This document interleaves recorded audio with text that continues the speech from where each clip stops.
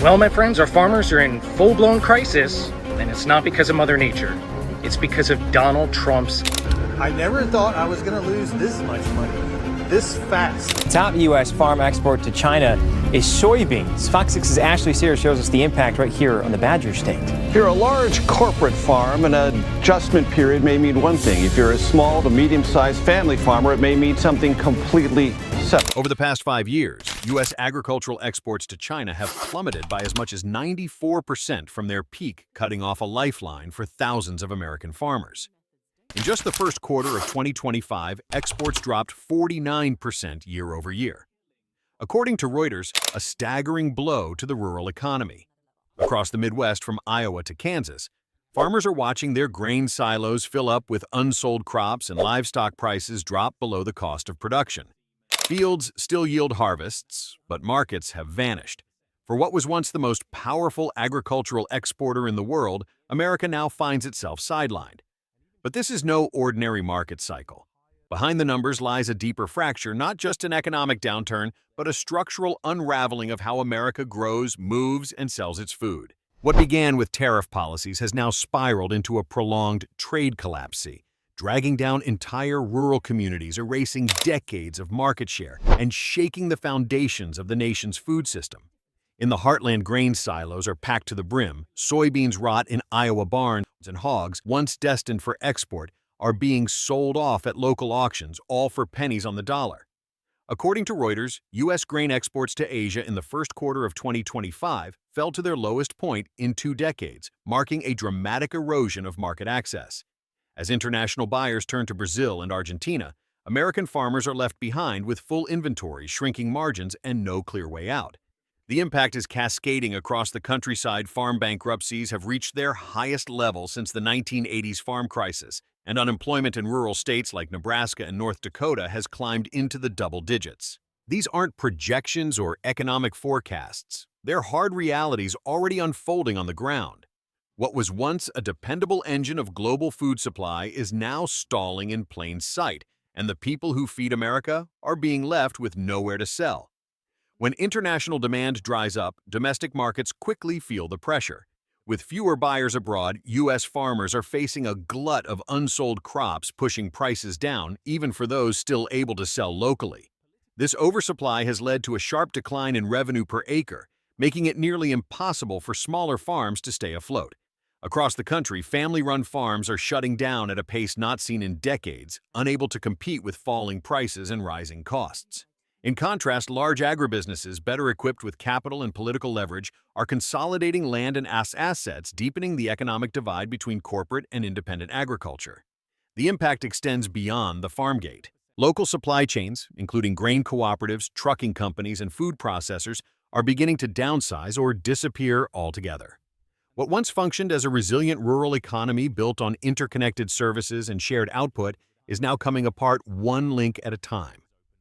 The collapse in exports didn't just hit foreign trade, it's unraveling the entire ecosystem that kept rural America working. The current crisis didn't begin overnight. Its roots stretch back to a familiar strategy: protectionist tariffs. Under Trump-era trade policy, American agriculture became a bargaining chip in escalating disputes, particularly with China, once the largest buyer of U.S. farm goods. By the time a new wave of tariffs and countermeasures emerged in 2024 and early 2025, the damage was already done. China, once America's largest customer, has now inked long-term trade deals with Brazil, Argentina, and even Russia, a realignment that's rapidly locking U.S. farmers out of markets they once dominated. According to Reuters, U.S. agricultural exports to China dropped 49% year over year in Q1 2025, continuing a trend that has now cost billions in lost revenue. Despite the scale of this setback, there is no clear national strategy to recover that lost ground.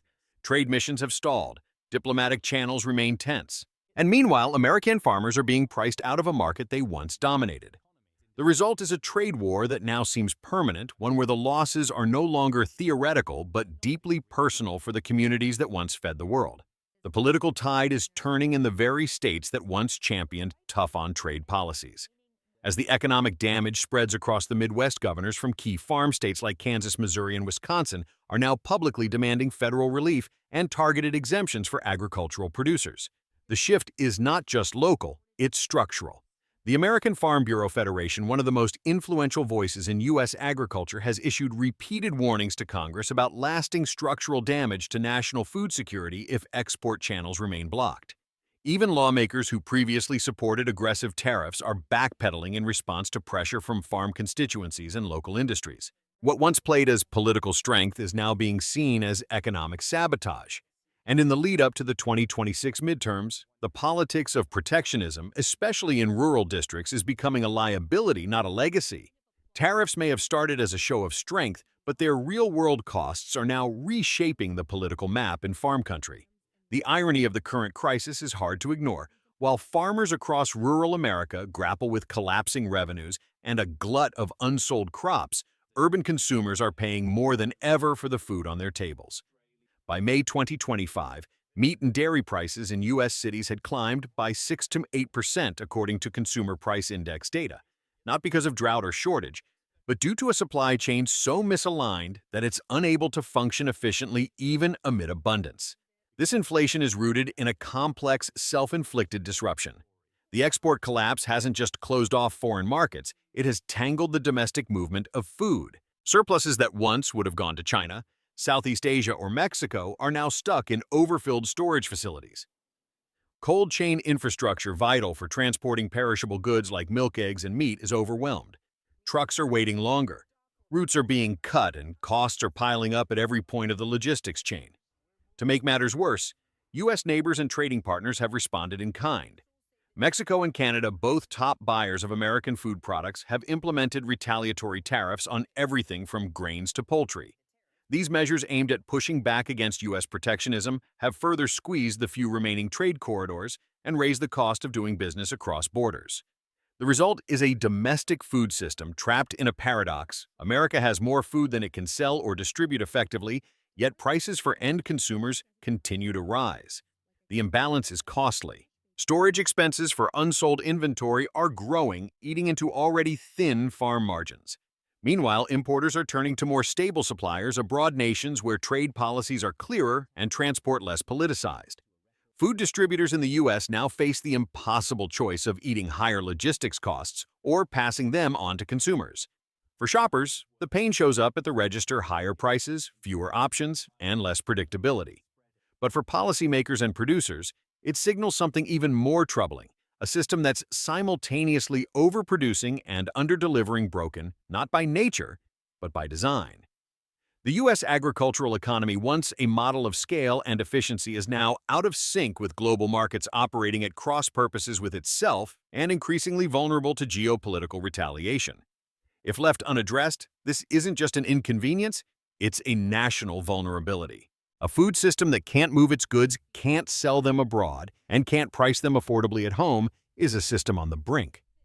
This crisis is no longer just about soybeans, corn, or lost trade with China. It's about something far more fundamental: a nation watching its agricultural leverage slip through its fingers, along with the economic foundations and social fabric that rural communities have upheld for generations. What was once a proud pillar of American global influence, food exports, is now unraveling under the weight of policy missteps, trade isolation, and political short-termism. The collapse in farm exports is not an isolated event.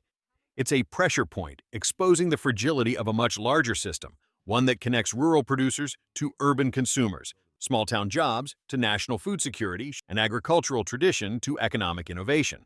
The ripple effects go far beyond the fields. They touch everything from supply chains and commodity pricing to regional politics and global diplomacy.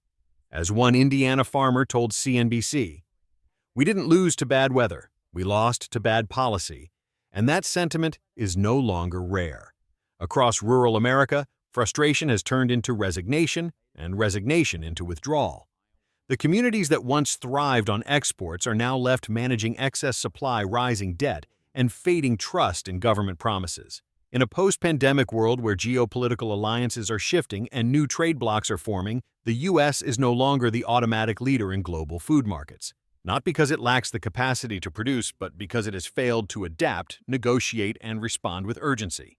Countries like Brazil and Argentina have moved quickly to fill the gaps left behind, signing new agreements, expanding infrastructure, and building long-term credibility in places where American influence once dominated. Meanwhile, U.S. agriculture remains stuck in limbo, overproductive, undersupported, and politically neglected. Years of tariff brinkmanship and reactive policymaking have isolated American farmers from the very global networks they helped build. The result is a quiet but consequential shift from dominance to irrelevance.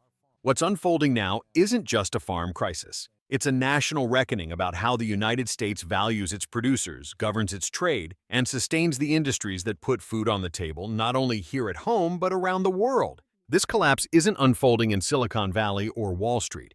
It's happening in the heartland, in the grain elevators of Nebraska, the hog farms of Indiana, and the supply depots of rural Kansas. These are places that rarely make national headlines but quietly keep the country running. And yet what's breaking there doesn't stay there. When the farms fall, the shelves follow. Rising grocery prices supply chain gaps, and lost export markets don't just hurt farmers, they reshape daily life for millions of Americans.